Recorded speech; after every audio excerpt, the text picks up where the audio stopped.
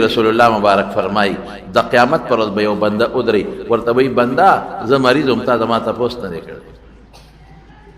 یا الله ته مریض وي پتا خو بیماری نه راځي تا باندې خو تکلیف نه راغلی دی او نه به راشي پتا خو نه بیماری راغلی ده او نه به راشي ته څنګه وایې چې زه مریض یم ای بنده ما د نه اوبو غوښتې تا نه دي راکړې ای بنده ما د نه ډوډۍ غوښته تا ما نه ده راکړې یا الله دا ته څه وایې یا الله پتا خو بیماری نه ده راغلی او نه راځي ته خو تږی کېږې نه او ته خو اوږې کېږې نه الله ما نه دې کله اوبه غوښتې دي الله ته کله ناجوړه شوې وې الله کله دې ما نه ډوډۍ غوښتې ده تا خو اوبو ته ډوډۍ ته اوبو ته بیماری تا به نه راځي او نه د هغې ته حاجت شته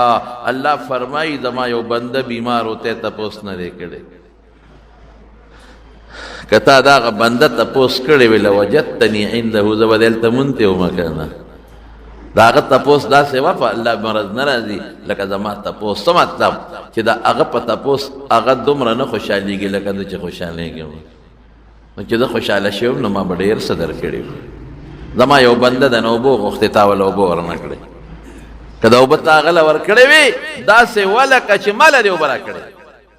نو چې بنده تږي او ته اوبه ورکړې څونه خوشحالېږي نو هغه د نه اوبه غوښتې ته اوبه ورنه کړلې که دا دې ورکړې وې دا دې ما له راکولې او هغه پلانکي د نه ډوډۍ غوښته نو تا روټۍ ورنه کړه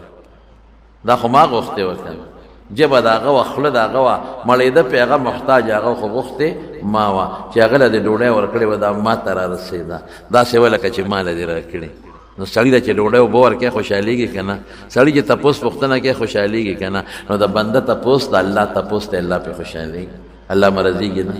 بنده له اوبه ډوډۍ ورکول الله له اوبه ډوډۍ ورکول دي نو الله له چې اوبه ډوډۍ ورکړي الله محتاج نه دی اوبه ډوډۍ ته نه تږي کېږي نه اوږې کېږي نو الله پې خوشحالېږي